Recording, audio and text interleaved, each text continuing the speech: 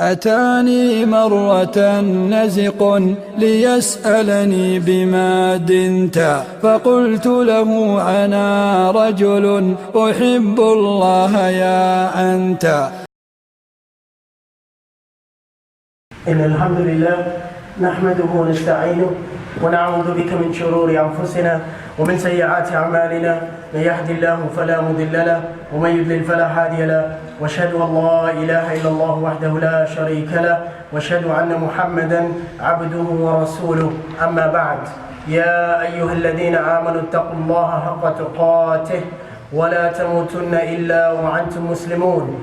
يا أيها الذين آمنوا اتقوا الله وقولوا قولا سديدا يصلح لكم أعمالكم ويغفر لكم ذنوبكم، ومن يطع الله ورسوله فقد فاز فوزا عظيما.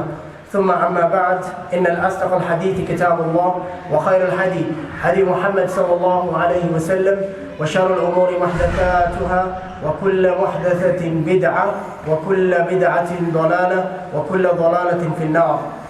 I bear witness there's no one worthy of worship except Allah subhanahu wa ta'ala, and Muhammad sallallahu alayhi wa sallam is the last and final messenger, and there be no messengers after him. And we send our blessings and salutations upon Muhammad sallallahu alayhi wa sallam, and at the same time we thank Sahaba radiallahu ta'ala ajma'een.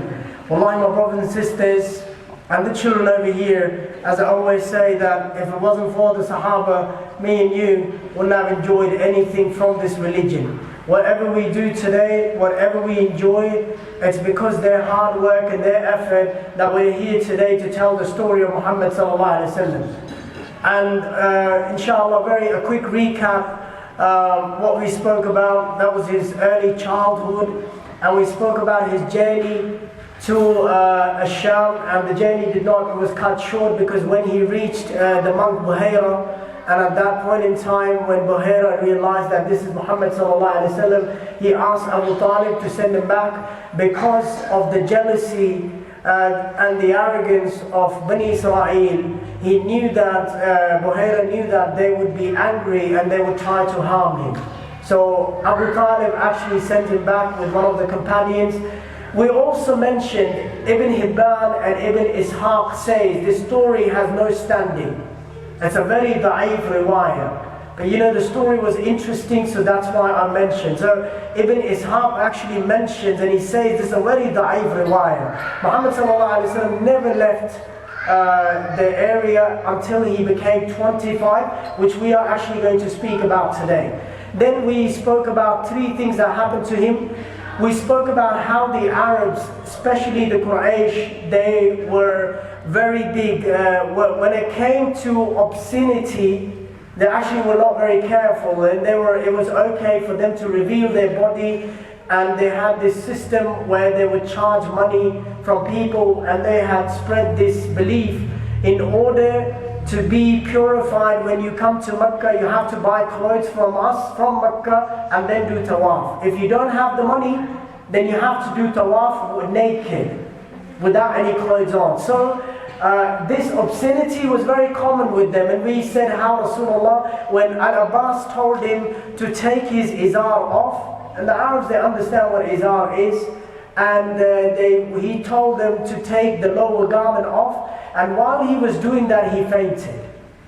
Because Allah saved him, Allah subhanahu wa ta'ala saved him from that. And his body was never shown. The aura, he never showed his aura, which is no one's supposed to see. So for a man and for a woman, they have aura. So we have this changing room culture nowadays where boys think it's okay to reveal all yourself, and it's okay to reveal it in front of the boys, and the girls also, they would think that it's okay to reveal themselves. And I actually give them a principle which was taught by my Sheikh Mukhtar Rabban Hafidullah. He said, you can only show that part of the body when you are laying dead and someone is washing you.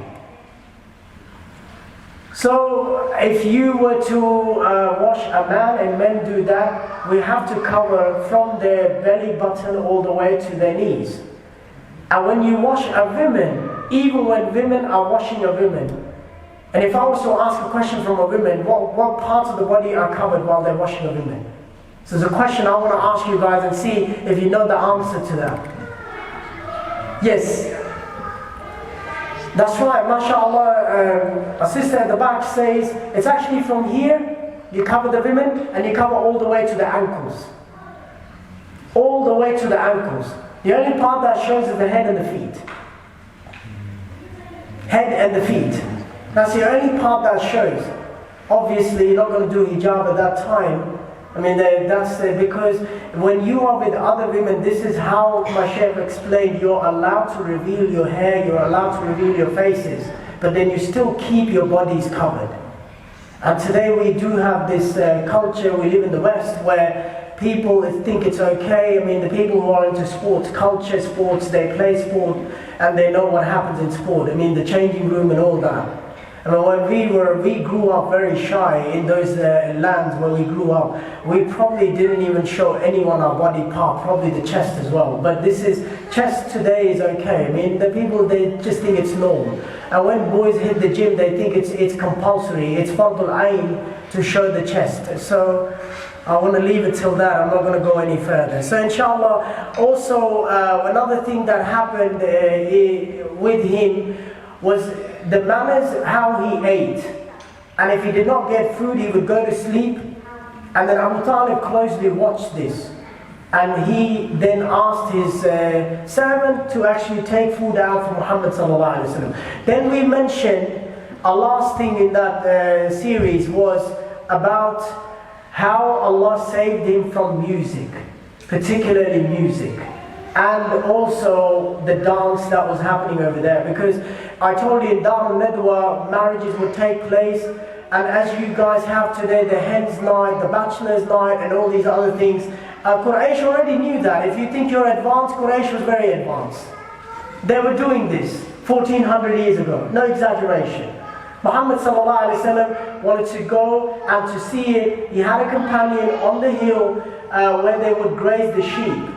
And basically, I want to start from the grazing the sheep. One of the hadith of Rasulullah SAW, he says, كلكم راع وكلكم راع على وكلكم مسؤول على رعيته. So he says, all of you are responsible for your whatever's under you, and you will be, whoever's under you, you will be answerable for that. And if you remember, you don't have to remember because I read that ayah today, يَا أَيُّهَا الَّذِينَ آمَنُوا قُوا أَنفُسَكُمْ وَأَهْلِيكُمْ نَارًا. And it's in line with this hadith. Basically, Allah is telling the men, particularly over here, that you're responsible for your families and you're responsible for yourself. So whatever direction your families are going and your children are going, your wives are going, and also whatever direction you're going, be very careful. Why? Because hellfire only eats two things. This is what Allah says in the Quran, وَقُودُهَا النَّاسِ وَالْحِجَارَةِ. That they only eat two things. It's the humans and the stones. So one of my students today asked me, if they eat humans and stones, what about the jinns? So the jinns are also definitely going to be eaten, but sometimes Allah does not talk about some things, or Allah only mentions the things which are evident. So yes, jinns are also going to be eaten, they're part of it, but then it's saying that the amazing part is towards the end. Allah says two qualities Allah mentioned, and both these words are not very common in the Arabs today. Why? Because in Amniya you don't use these words. Ghilab wa shidad. Even shadid, the word, you don't use it that often. No. So ghilab and shidad are very synonymous words. It's about how they are really harsh. They're very harsh. Why they're harsh? Because what they're about to do is لا يعصون الله ما أمرهم ويفعلون ما يؤمرون. That they obey the commands of Allah, they don't go against the command of Allah. If Allah's command is to punish, they will punish. That's what they do. They're like the angels. Remember when Allah subhanahu wa ta'ala told them to bow down? They all bowed down. The angels have no logic, the angels have no choice. No logic, no choice, no rationale. They come with a package, they have a chip, which means only to worship Allah. That's what they do. And their worship, it could be a range of things, but carrying out punishments, giving out Risala, all these other things are a part of that. So this was one of the things, the prophets were made shepherds. Why?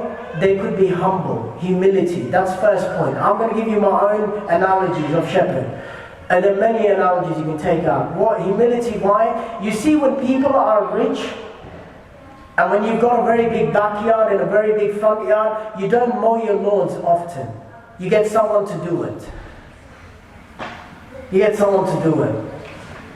And the funny thing is, even I'm not rich, I still get my cousin to do it because I'm not very good at it. But anyways, when you are rich, you don't do these jobs. I mean, they're not, it's like, it's not considered to be great jobs. They're not great jobs. But what they teach you, they do teach you humility. You'll never see people going out grazing sheep. I mean, the one who's a millionaire. Quraysh didn't do that. They actually had people who would do that. Remember we spoke about Banu Sa'ad. Banu Sa'ad actually used to do it because to get money, that's what their job was. That was one of the things. Rasulullah, such a great man. Me and you were nothing. All combined, me and you actually were not even close to Abu Bakr as-Siddiq. We're not even talking about Muhammad SAW. Amazing hadith. This is a hadith of Ibn Majah. It says, وَزِنَ إِيمَانَ أَبِي بَكْرٍ وَوُزِنَ إِيمَانَ أَهْلِ الْأَرْضِ لَرَجَعَ بِهِ. Rasulullah SAW says, the iman of Abu Bakr, if you put on one side of the scale, and you put the iman of everyone, me, you, everyone, whoever's come, except for the prophets, even Abu Bakr, they're speaking about Umar ibn Khattab, they're speaking about Ali radiallahu anhu, everyone. And you put it on one side, Abu Bakr's iman is heavier than all of them. That's just Abu Bakr. We haven't even spoken about the virtues of Muhammad SAW, who he is. And there's such a humble man that Allah is telling him to do that. Now the second thing, very quickly, is it teaches you patience. As a father, I don't have patience with my kids, and I know many fathers, many mothers, we don't have patience. Why? Because sheep have a particular speed. They're not going to eat fast. You can't tell a sheep, eat fast, eat. You can't do that. Sheep's going to move the mouth the way it wants. You know, the sheep's a very slow eater as well. And but with our kids, we can scare them. You know, there was this funny video. And I like to be, I like this kind of style. Why? Because, we want to keep us engaging as well. If I just told you the story, you'd probably fall asleep.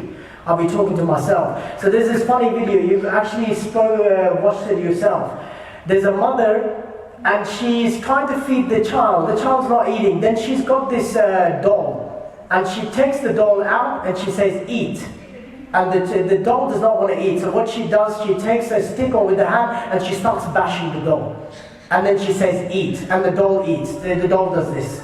And the next thing, she goes to the daughter and she takes a spoon and the daughter does this. And she starts eating. The sheep don't work like that. And so that's where patience comes. I mean, I was not very good at elaborating, but if you watch that video, you probably laugh more. So with the children, yes, we can do that. With the sheep, you can't do that. So that's why sheep teaches you a lot of patience. And you know what, the kids love this word as well, kharoof. You know, they use it nowadays as a swear word. And also, you have to have a lot of patience with this. So you have to have a lot of patience with the sheep. And that's what Rasulullah is taught, that you have to have patience with the people who are not going to believe you, and the ones who are going to believe you also, they will make mistakes. So have patience with them. And the third thing that you learn from the sheep, you learn to be protected. Because most cases, sheep are not yours. They have been given by someone else, and you're looking after them. So if you've taken 100 sheep, you have to bring 100 sheep back. It's like your children. You know, when your wife tells you're taking them to the shopping center, even if one child gets lost, don't come back home. So, I'm not telling kids you're sheep, but sometimes, we do feel like shepherds.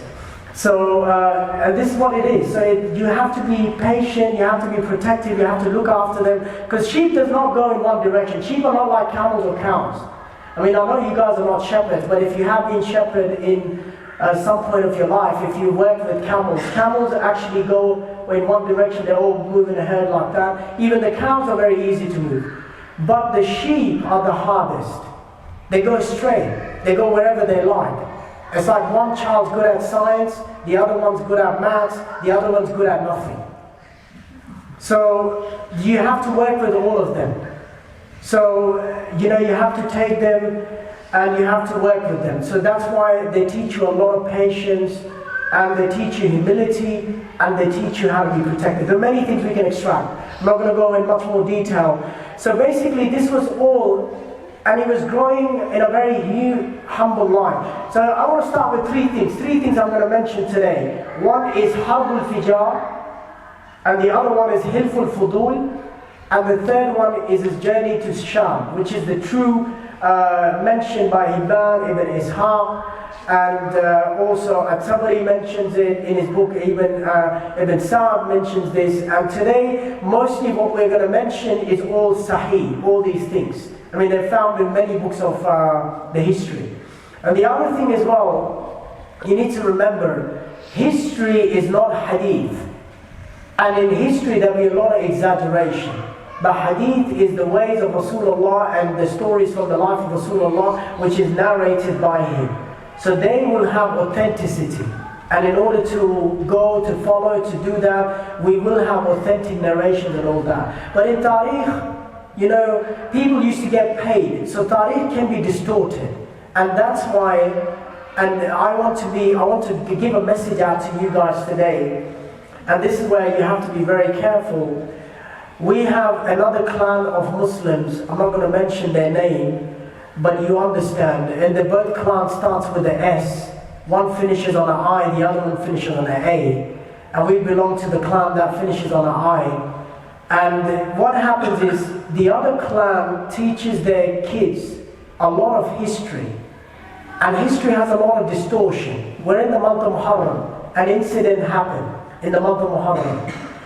We have so many stories about this incident that people have so many narratives, and it's that whenever you see someone from that clan, all they talk about is not Salah, all they talk about is Ahlul Bayt, what happened to Ali, what happened to Hassan, what happened to Hussein, radiallahu anhu warḍah. And all these things, it's all about history. Remember, it's like if I told you one story every day, you're not going to enjoy it. You're just going to say, you know what, have you got something better in life to do? I mean, you just keep on saying the whole story. Why do you think every year the story becomes more exciting? This is what it is. Because every year there's a new edition. Sometimes a horse comes in, sometimes a horse comes in with a wing, sometimes something else comes in, sometimes someone's flying on the sky. It's all these stories. See, people like two things. If you make people cry, it's amazing. I remember I did a dua a long time ago in Taraweeh, in Witr Qunut in Hornsby. A man said, MashaAllah, such a great dua, Shaykh, you made us cry. Can you do that again? I said, I don't cry on your public choice. I just cry if I felt like it. I cried on that day. If I don't feel like it, I'm not going to cry. So basically, these imams are trained to cry. They are trained to make you cry. So they come, you have this other clan, the other brother from another mother that we have, and they cry. They love crying. And so because of that, they have this thing which is very common. Look, I do have friends from another mother as well, so I don't want to be very subtle. And I'm very good with my words, and I can always go back and edit this, inshallah. And I hope my editor's listening as well. But while I'm saying that, I might forget. I want you guys to make a dua for my editor, so we all are here, mashallah. She has given her speech for captaincy today. She's asked me to make dua, and it's not my power or my dua. You guys are more honorable, and you guys are more closer to Allah, I believe. So when I say the dua, I want you guys to make Ameen for her without mentioning any names. May Allah grant her that captaincy. Ameen. Say Ameen, it's alright, we don't have to be bakhil, inshallah. So, if she becomes a captain, she's not in a Muslim school, and definitely she will, make the Muslims proud. And inshallah, we make dua for her that she's able to do that. Ameen. So now, Harbul Fijar. Fijar is a word from the word fujur in Arabic. Fujur is wickedness. It's something wicked, something evil. So why was it Fijar? We spoke about Ashhurul Hurum. We spoke about them, the 4 months.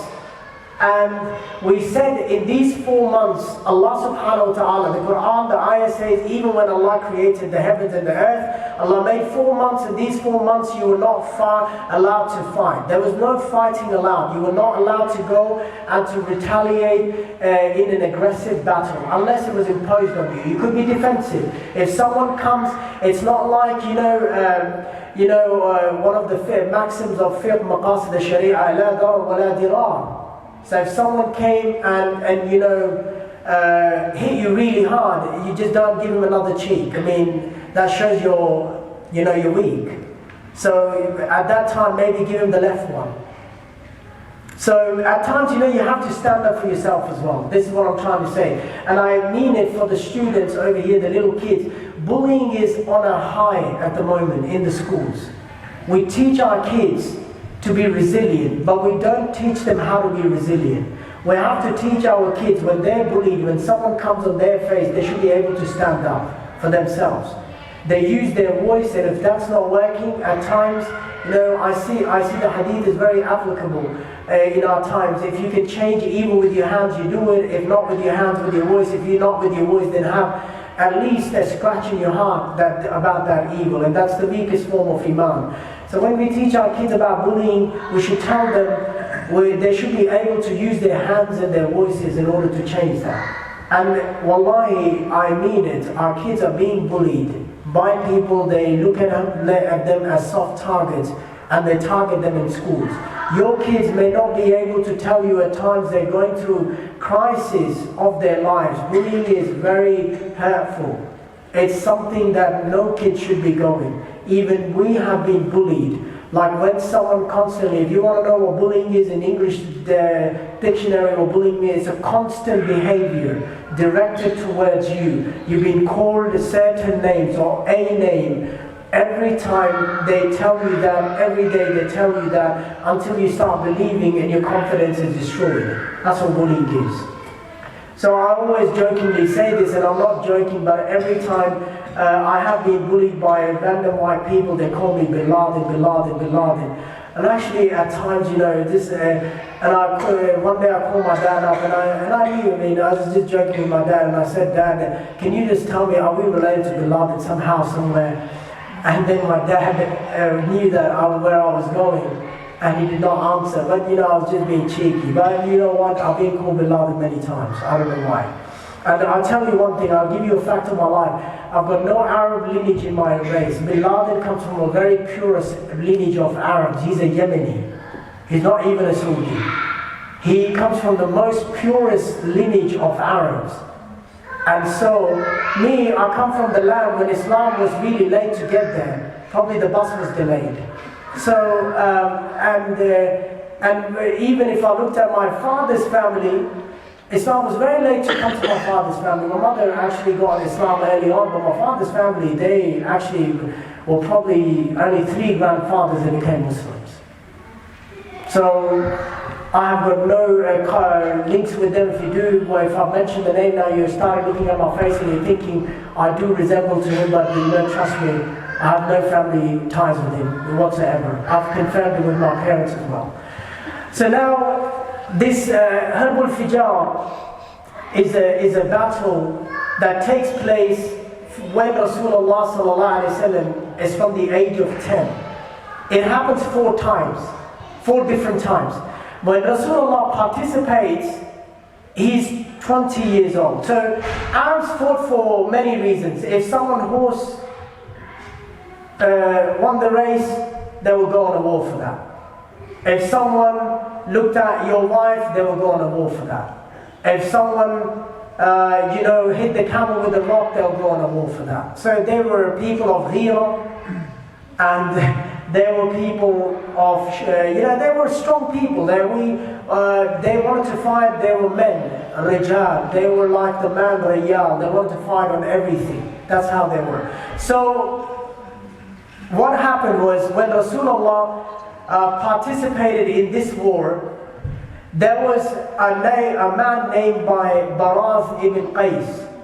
Baraz ibn Qais actually was, what he did, he killed a man from another tribe from Kinana. And Baraz ibn Qais is from Hudayl. And Hudayl are the ones, if you remember early on, if you remember when we spoke about Tabban ibn Asad, when he was coming back from Medina with these two rabbis, and Hudayl told him there are treasures inside the Kaaba, and you should go and get those treasures.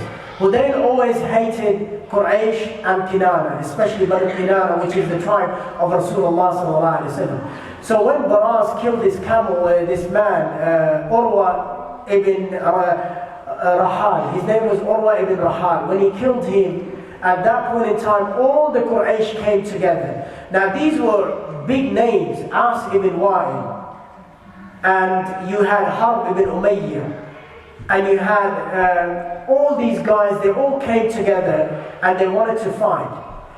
Zubair ibn al-Abd al-Muttalib also participated in the war. Normally they would never fight, but because Hudayl had broken the treaty, and that's why it was called Harb al-Fijar, and they had broken the treaty and they came in the sacred months, they wanted to defend and teach them a lesson. With Quraysh, they were so much, they respected these months so much. If you killed someone, just to give you an analogy, in this month, and you went in hiding and you came out in the same month next year, and they saw you, they would not hurt you. They would wait till the month was over to kill you. That's how much they respected these months. But because As ibn Wa'il, you know, he enticed them, and he, because Urwa was related to him somehow, and he enticed them to go on a war, so they all gathered and they went on a war. So Muhammad SAW initially did not participate in this war. I'm talking about the last battle. This time Muhammad SAW is 20 years old. He's not 10 years old. When he was 10 years old, till he became 20, there's been 4 Harb al-Fijar, and we said Fijar where it comes from the word Fujur. Why? Because it would happen in Ashhur al-Hurum, and Ashhur al-Hurum, just very quickly testing the kids, what are those 4 months that are part of Ashhur al-Hurum from Allah subhanahu wa ta'ala? 3 are back to back, 1 is in the middle. See, I knew that Mike's going to die, so I'm going to try to change this battery, and while you guys can tell me what the answer is. The 4 months, which are part of these 4 sacred months. 3 are back to back, and 1 are one after the other. Oh, sorry, 1 is in the middle. Rajab's one of them, and 3 are back to back. That's right, all these 3, so we don't need this. My voice actually travels. Because the one thing, if you want to become a preacher, normally people nowadays, they don't want to listen to us anyways, so we have to be very loud, and so that's why the voice travels. So now, with this battle, Abu Talib did not want to participate because he was not happy with the idea of fighting at this time. But As ibn Wa'il has already went around and he's got the support, and the battle's already started. This battle only lasted, some of the narrations, only for 5 days. And basically they came around, and Muhammad SAW came in this battle and he participated. What his role was, and Muhammad SAW, if you guys don't know, he was an archer. He was actually one of the best archers. He learned archery in his very early childhood. But he did not kill or participate in this battle through offensive. What his job was to collect the arrows which were shot by Hudayl and give it to his uncle Zubair ibn Abd al-Muttalib. So he would collect that and give it. So that was his participation. So after that, the elders of the tribe came together and they said, many lives have lost, so whoever's killed more, they should pay the blood money diya for that. And we told you about the blood money before Abdullah, what was it? And after Abdullah, what was it? So they paid blood money for those 20 people. So Quraysh had lost 20 people, and so they were, Hudayl had lost 20 people, so Quraysh had to pay blood money for those 20 people. Now, very quickly, there was this guy, there was a Zabidi, and this is another incident back to back after that. Zabidi was from Yemen, and this guy came for Umrah or Hajj in that season, and he wanted to, do some trade as well. People, when they came to Mecca, they came with some goods as well. So they would sell these goods and they would make money and also do Hajj and go back. So this Yemeni guy, no tribe, no support, he met As ibn Wa'il.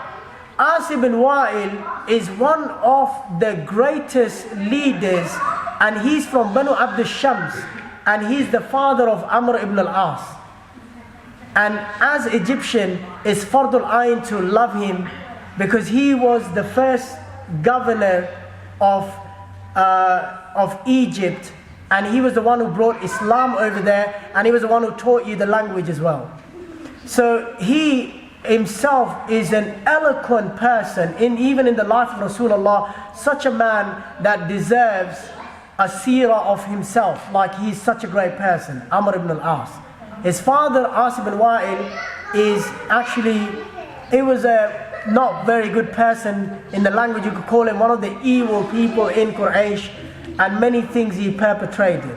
So As ibn Wa'il saw this man, the Zabidi from Yemen, and he got the goods from him, and he said, I'm a leader of Mecca, you can come anytime and get your money. So now the Zabidi came, and he wanted his money. As ibn Wa'il said, come back tomorrow. He came back, wanted the money, he said, come back tomorrow. As ibn Wa'il did not want to give him any money. Did not want to do anything, and he just wanted to move him around, and he said, this is a poor person, who's going to look after him? So basically, this kept on going back and forth, back and forth. Now, one day he came, As ibn Wa'il got very angry, and he said, you know who I am. You will never get your money. So don't come and bother me, and don't waste my time. So the man actually leaves, and he goes away. Now this man's not going to go out like that. And you see in today's time, just a very quick lesson again, when people don't have power, especially in our countries, over here, even if you don't have power, you can go to a government office and get the ticket and wait for your turn, and you're still going to get a driver's license. Back in Pakistan, if you don't have power, you're never going to get a driver's license until you had the money and power as well. Even though you knew how to drive car. In Pakistan, you don't get a license if you know how to drive car. You get your license the more people you know. And if you know some really good people, then the license comes to you, even with someone else's photo on it, and then you can change it afterwards. So basically, if you have power, you can do a lot of things, and this was the culture back then as well. So what this man does, he goes and he starts, saying out loudly on the hill that Quraysh is evil, they've done this, and they just keeps on going, they've taken my goods. And at this point in time, Zubair ibn al-Abd al-Muttalib is there, and he hears him, and after hearing him, he decides he's going to help him. And they gather in the house of the leader of Banu Taym. Now your memory is going to be challenged again. Who is the Sahaba from Banu Taym? And I'll give you the biggest clue of your lives. I actually mentioned him today as well. Abu Bakr. MashaAllah, see, smart people, they just need a clue. So Abu Bakr is from Banu Taym. And in Banu Taym, Abdullah ibn Jud'an is the man.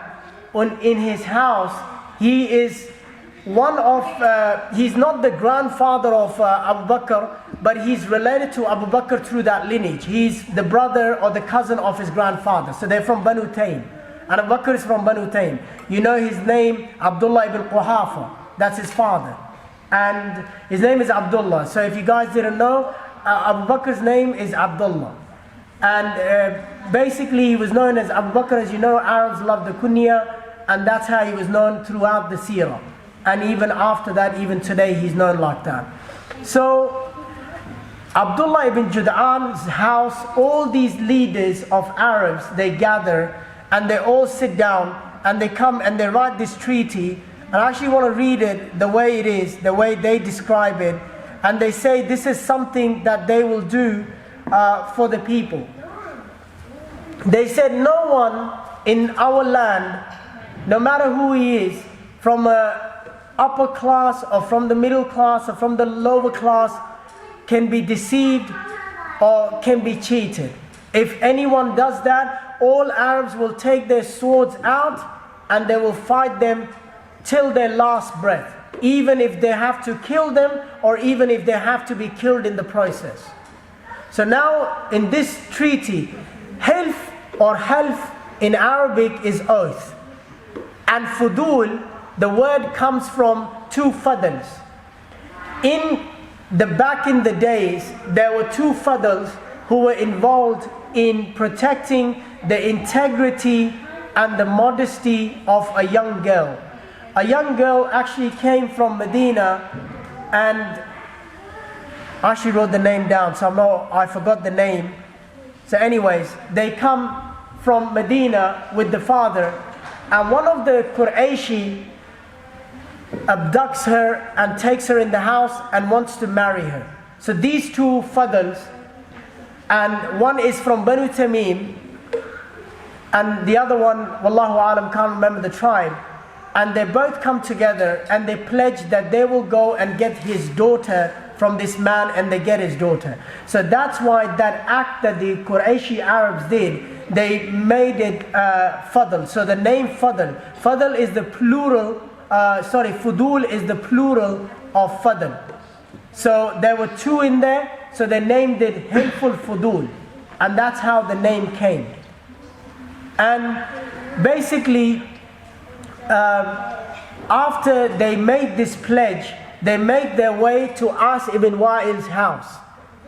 And when they go to As ibn Wa'il, when he looks at all these people with their swords out, As ibn Wa'il is like, he's gotten by the sight. He's like, what's happening? What are these people? He thinks they're joking. And he says, we're here for this Zabidi, and we want you to give his money or to give his goods back. And if you're not going to give it back, we will fight you. And As ibn Wa'il says, you know what? Oh, you guys must be kidding. I'm not going to give anything. Because he thinks, he knows these are my clan.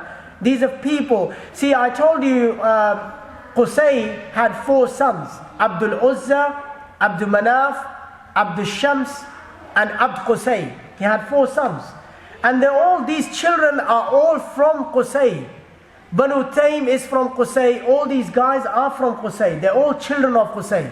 As ibn Wa'il is also from Qusay. So they are thinking, oh, these are our long distance cousins. How are they going to fight us? They're not going to do anything to us. They said, we've made a pledge from today that we'll fight anyone who does this. And we don't care who you are. When As ibn Wa'il realizes the intensity of the situation, he says, you know what? I was just kidding, this is what we say when we see this guy who's a tough guy comes in front of us. We say, you know what, bro, I was just kidding, I was like, you're alright, you can take whatever you like. So this is what As ibn Wa'il does. And subhanAllah, just an incident came to my mind. And if you know Rukana was the greatest wrestler of Mecca. He challenged Rasulullah, thinking Rasulullah is a lean man. What is he going to do? And he said and Rukana for the kids. Rukana is, see, I haven't watched WWE in a long time.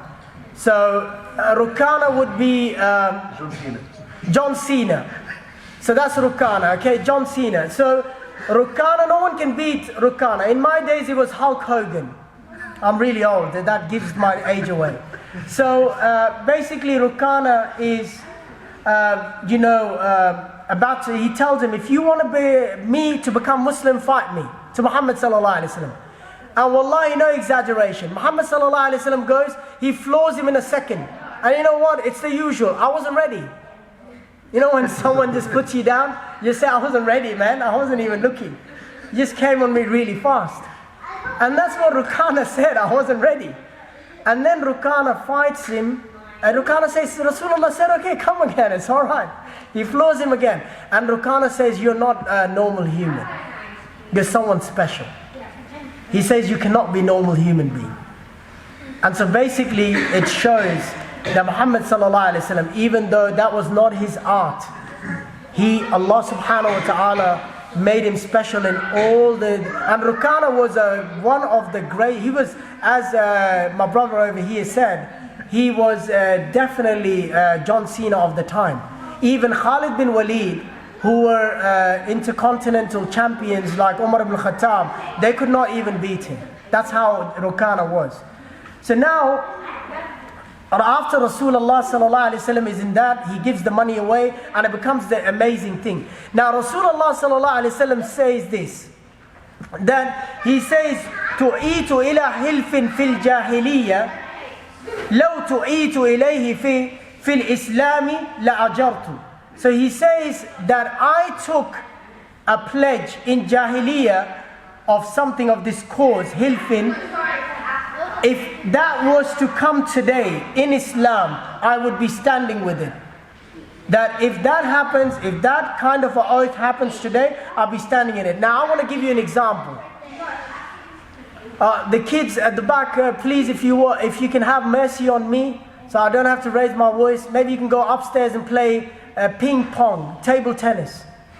So basically, what happens is, in the time of Al-Hassan, actually not Al-Hassan, Al-Hussein, and if you know Walid ibn Utbah ibn Abu Sufyan is actually the governor of Medina.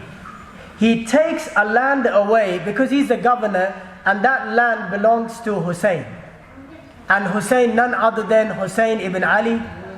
And this is radiallahu an, and he comes to Walid and he says, you've taken a land from me, and if you do not give that land back to me, wallahi, I will call Hilful Fudul today. And at that point, another amazing Sahaba is sitting over there, and he says that I have heard about this from Rasulullah, and if you do not give his land back, I will carry my sword and fight you till I die, or till I take your life, till you give his land back. Like, who can tell me who this Sahabi was? It's not a very hard question.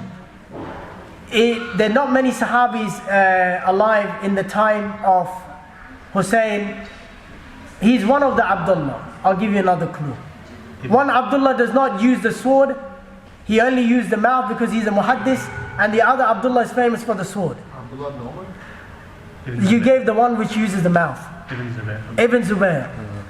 Abdullah ibn Zubair is the one who says that I will carry my sword. Abdullah ibn Zubair was like his father. If you know the seerah, Zubair ibn Awam was the only man in Arabia. Some narrators say it was even Khalid bin Walid, but from my knowledge, what I've read, Zubair ibn Awam was the only man who could ride the horse and hold sword in both the hands. He could ride the horse and control the horse and hold swords in both hands. And that was Zubair ibn Awam. Zubair ibn Awam was a warrior, and his son was exactly like him, Abdullah ibn Zubair. And again, Abdullah ibn Zubair is a very special child. Why? Because his father is special, his mother is special. And his mother is Asma binti Bakr, and a special mother. Both mother and father very special. Even the grandfather of the father of the mother is more special. So you can imagine the tarbiyah of Abdullah ibn Zubair. One more thing I'm going to give you about Abdullah ibn Zubair. I'll move to the last incident of today. Abdullah ibn Zubair was the first male child to be born in Medina. Jews did a curse on the Muslimin, and there was some kids who were born, male children, and they died. And they said that no male children will be born, and they've been cursed by the Jews. And when Abdullah ibn Zubair was born, Rasulullah sallallahu alaihi wasallam told Zubair ibn Awam, bring the child to me, I will make dua for him. He did tahniq. This is something that we have forgotten as Muslims, not all of us, but we don't do it anymore. And when we do it, people say, oh, don't do it, child, something will happen to the child. This is what Rasulullah did. He took the saliva from his mouth while chewing a date, and he rubbed it on the top palate of the child. And basically science actually proves it now, that when the child is cut off the umbilical cord at that particular time, the sugar levels go down of the child. Not making it up, you can look it up. Everyone, mashallah, Sheikh Google Ibn Yahoo, even a bigger sheikh than me. has more knowledge than me. Whatever I'm telling you already has this knowledge. So you can go and look it up. And when you do tahniq of the child, the doctors say amazingly the child's sugar level are actually, they are controlled and they come back. And we do have a pharmacist with us. Maybe Abu Sofi can tell us, if there's some reality in it or not. Yes. Well, he said, you know what, there's no other way to get out of it. Yes is the best answer. So basically, what happens is, this is something that Muhammad did to Abdullah ibn Zubayr. And this was the first child that we know from the history of Islam who actually imagine the slime of Rasulullah was given to you when you were born. What kind of a child were you? And when it comes to khushu' of salah, you pick up any hadith book. The hadith will talk about Abdullah ibn Zubayr. When they talk about how the back should be in ruku', it's Abdullah ibn Zubayr, look at him. So it doesn't mean if you're a warrior, you're not good in salah. If you're a warrior, you can be good in a lot of things. And this is Abdullah ibn Zubayr. Now very quickly this was how it happened. And we also said the protection of, if you remember early on, I gave you an example of King Faisal, Allah yarhamuhu, and what he did to the police who actually went and they took and stole the money from the Hujjaj. And subhanallah, whatever was halal in Jahiliyyah, and if it was something that was good, it was halal in Islam as well. The 100 camels of diya, of blood money, was halal in Jahiliyyah, and it became halal in Islam as well. And that was from fiqh. Today the blood money is still 100 camels. And that was done for Abdullah, the father of Muhammad SAW. And Hilf al-Fudul was halal in Jahiliyyah, it became halal in Islam as well. And there are many things which are halal. So now very quickly, we go to the youth, the shabab, age 25, age to blossom, an age of beauty. And when people have acquired their features, whatever their features are, you can ask the teenagers who sit over here how their bodies are changing and they're not happy with their pimples and the way they look. And there's so many changes happening. They don't get their beauty till they hit 19, 20 and they really get to that age. So when Rasulullah reached the age of 25, there was a lady, Khadija binti Khuwaylid, in the town, and she was a very rich lady, one of the richest in Mecca. She was so rich that her wealth was actually some people said her wealth was more even than Walid ibn Mughira's wealth. Walid ibn Mughira was actually a very rich man. And how do we know he was a very rich man? When Quraysh had to change the kiswa of Kaaba, all the Qurayshis would come together and change it 1 year, and they would give the expenses. When it was Walid ibn Mughira's turn, he would look after him, the whole kiswa himself. That's how rich he was. And he was a father of none other than Khalid ibn Walid. Khalid ibn Walid is the son of Walid ibn Mughira. And also he had another son which was famous. He actually became Muslim early on. It was Al-Walid. And but we know most about Khalid ibn Walid. And Khalid ibn Walid you all know, not going to go in detail. So Khadija binti Khuwaylid, the ulama say she had more money than Walid ibn Mughira. If you put all Quraysh together, she was richer than anyone over there. That's how rich she was. She had a lot of money. She was married twice, and she had lost her husband twice as well. She had kids with all the husbands, even with the other two husbands that she was married to, and even with Rasulullah SAW, she had kids with him as well. And at this point in time, she was 40 years old. And from our brothers from another mother, they say she was not married to anyone, and she had no kids as well. And they give the age as 27, but we say the age was 40, and that is the Jumhur, Ibn Ishaq. You mention anything, as a child you grew up learning about this. But before I go into the story, I want to give you an analogy. Imagine a young youth, a guy at 25 years old. and he can have the world, he can have the most beautiful women. He's from Banu Abdul Muttalib, and he's really striking. Because how do we know Muhammad SAW was so beautiful? The hadith of Aisha radiallahu anha. What does Aisha say about Rasulullah? She says, when the women looked at Yusuf, they cut their fingers. But if the same women saw my husband, they would have taken their hearts out and chopped it into half. So this is Aisha radiallahu anha who is saying about Muhammad sallallahu alaihi wasallam, how beautiful he was. Aisha was only a teenager when Muhammad sallallahu alaihi wasallam died. She was only 19 radiallahu anha. Her age was only 19. And that's why she lived a long life, and she challenged Rasulullah in many things. Challenge meaning she asked all these difficult questions that no one was ready to ask. She would ask Rasulullah about everything. And no one, some of the hadith are only hadith ahad. Why? Because one narrator, why? Because only Aisha was the one who asked those hadith. And so, also we have, imagine this, what I was just trying to tell you. Very quickly, I'm just going to keep 5 more minutes and then I'm going to open it for questions. So just imagine, just brothers and sisters, a man really dashing, really beautiful of that caliber, and a woman who's 40. She might have some grey as well. She's got children as well. And she sends a proposal. What's the first thing you're going to do? In UK, there's a word, they say, on your bike. So I think most of the people will probably say that. On your bike. It's just a phrase they use. If you guys don't understand what it means get lost.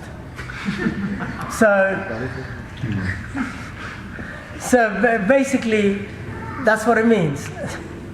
So this is something, it's imaginable, it's unimaginable. A man of that caliber, it shows how Muhammad SAW was such a great man, and he honored everyone, no matter who he was, no matter where it came from. And this is amazing how this love story becomes an amazing love story. And it's also now for the mothers and to think, because a lot of time mothers are not very happy when the wives are older and the husbands are young. For you mothers, you should realize that, and also the fathers. Fathers normally don't have say in the children's marriage. They're just spectators. They just sit on the stage and get their photos taken out. And that's right. And they pay. That's right. That's a very important thing. Fathers pay and they sit on the stage. But the mothers are the ones who make these critical decisions.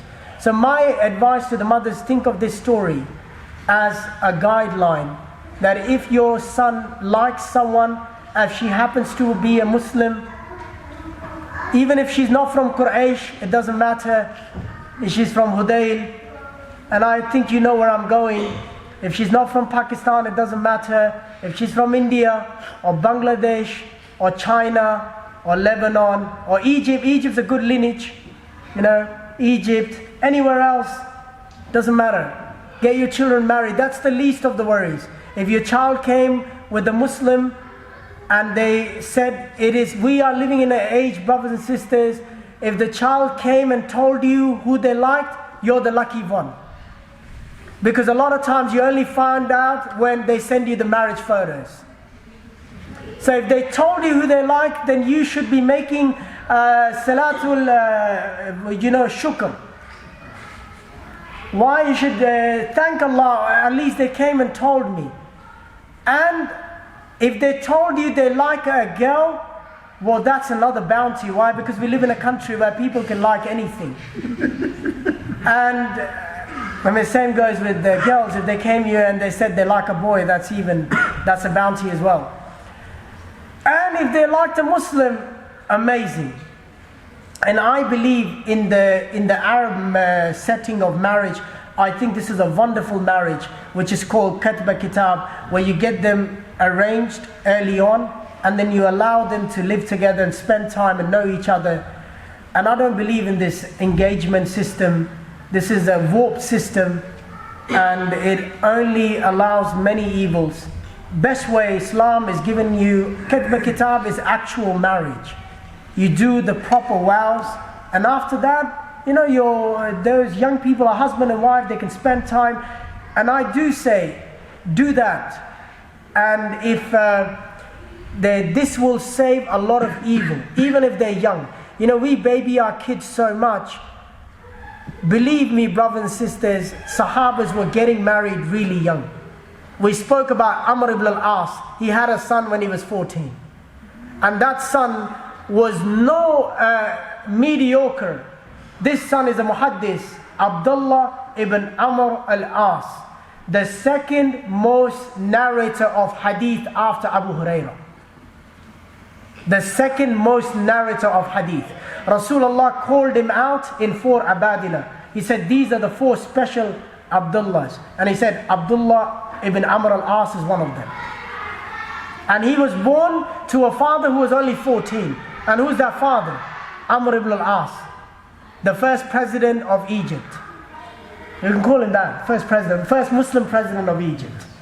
So, the marriages of Khadija are to 2 people before Muhammad SAW.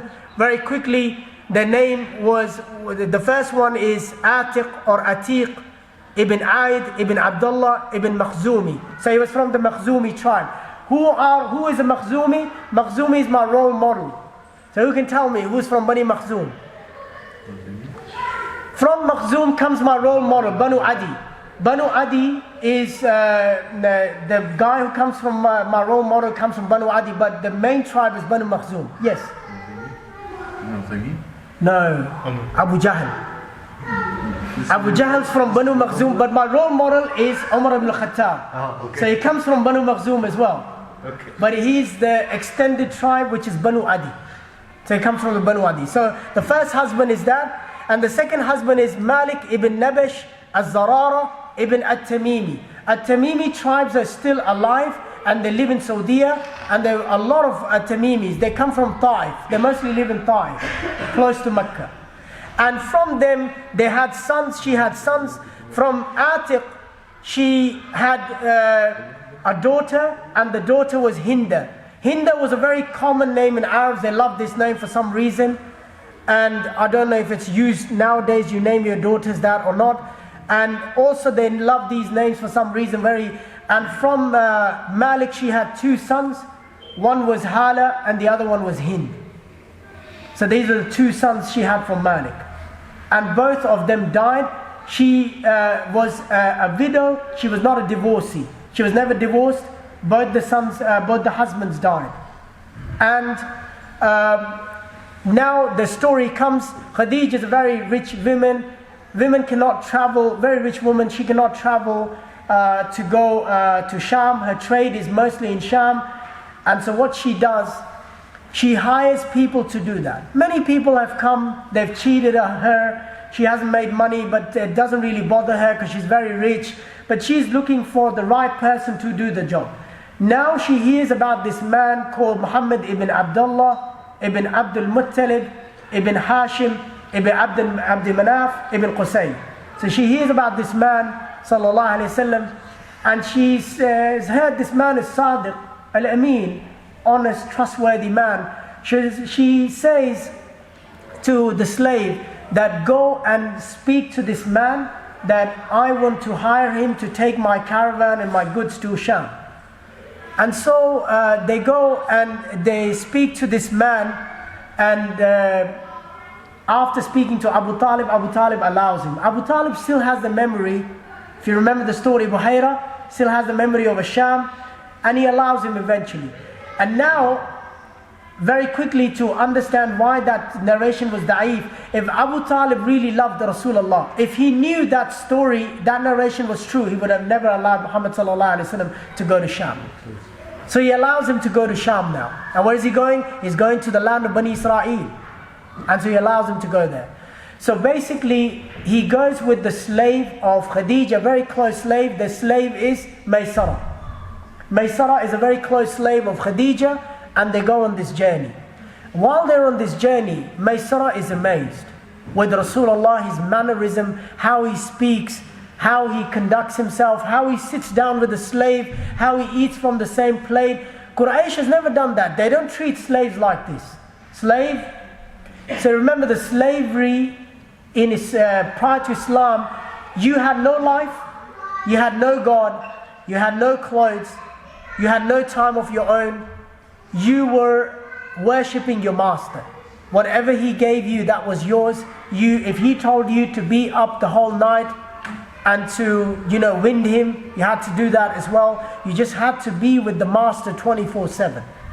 You had no food, no say whatsoever. These are slaves. And so when he's sitting down, remember, Rasulullah was yatim. Rasulullah grew up as a faqir. Like he had nothing for himself as well. So all these incidents are making him the man that Allah wants him to become at the age of 40 when Risala comes down. So when Maysara sees this, he's very amazed.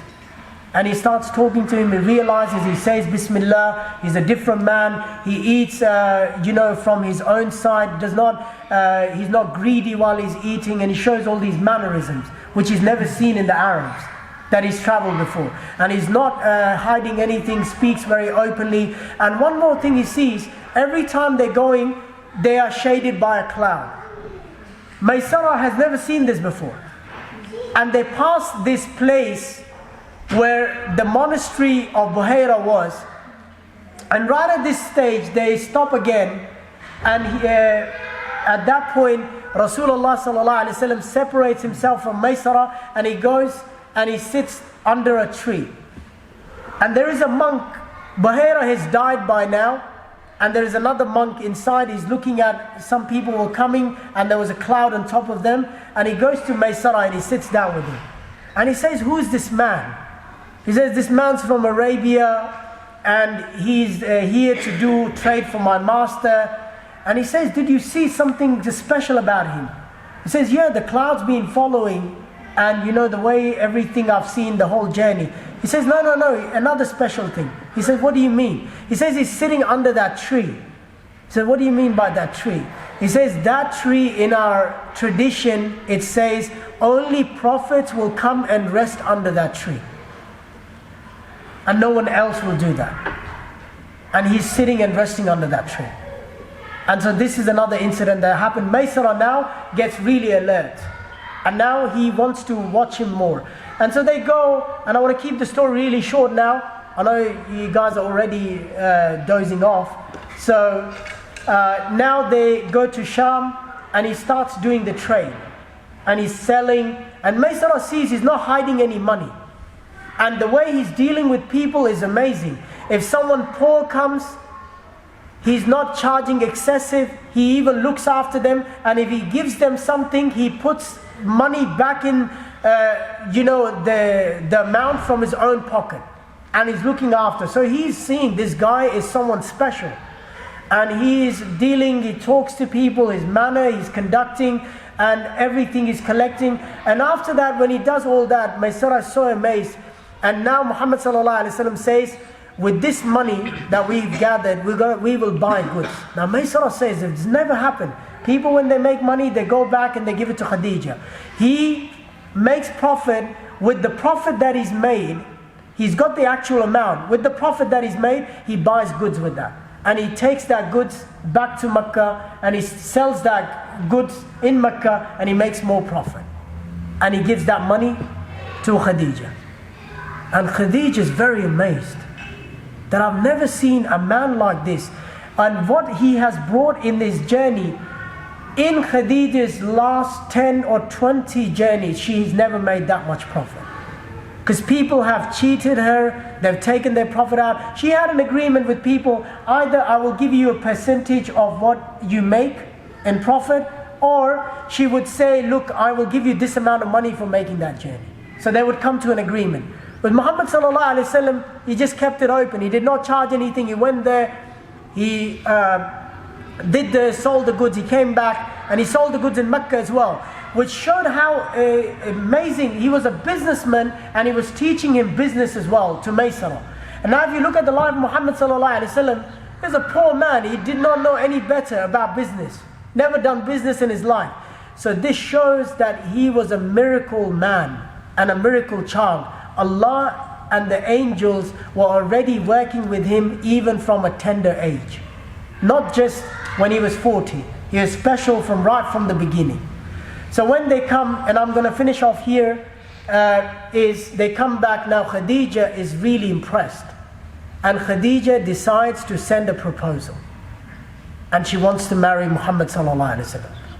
And also after speaking, now she cannot take the proposal herself because she thinks what's going to happen. So she decides to send someone by the name of Nafisa. Nafisa is the lady who takes the proposal to Muhammad sallallahu alaihi wasallam. And I'm going to continue the story from next week inshallah. But this is where I'm going to end, and this is how she gets the idea of proposing Muhammad sallallahu alaihi wasallam. Now I want to end very quickly. We'll want to give you another lesson. In Islam, don't wait for the proposal to come for your daughters, because Islam, anyone can take the proposal. A woman can take it and a man can take it. It's the culture that we are bounded and we have been burdened by, that we always wait for a boy to come and propose our daughter. If your daughter likes someone, you can take the proposal. Don't worry about the culture. For us, religion is first, the religion of Muhammad sallallahu alaihi wasallam, and the culture of our forefathers comes afterwards. Our culture of our forefathers, and my forefathers in particular, they still dress up the bride in red. Why? Because their forefathers in India used to dress the brides in red. I mean, I say, you know what, give up the color, dress something else. Sounds like blood. Imagine the husband sees the wife first day bloodied, like he's already scared of the wife. I think there is an analogy behind that. But the color, I mean, they should keep on changing the colors. Red's a very, imagine red's a very, intriguing color. It's on your face. When you see red light, it means stop. So when you see your wife on the day of marriage, stop. You don't want to stop. I mean, that's your wife. So inshallah, I'll leave on that. And also, I want to mention something about my son. He did something really great. And he told me that please mention me, so I love him. But what he did was, we learned so much from my kids. So I've got this whiteboard. I love whiteboards. If you know my students, I can really fill whiteboards like in minutes. I like to write. I think I became a teacher. Why? Because I loved whiteboards and the markers.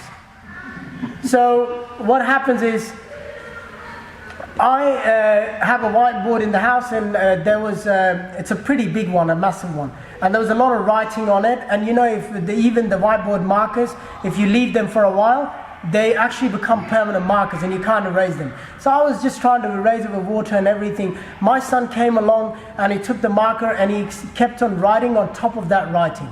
And then he kept on rubbing it. And then I've said, oh, amazing, you're such a great person, I never knew. So I really want to call you out, Ibrahim. I'm really proud of you. And may Allah give everyone a son like you, Ibrahim. Ameen. Alright, we'll leave on that. أقول قولي هذا استغفر الله لي ولكم فاستغفر الله إنه الغفور الرحيم. Also, if anyone's got a question, I'll take questions now. No question today, Yusuf? Anyone else? Any questions? No questions? We'll call it off then, inshallah. Jazakumullah khair. I've got some lollies here. So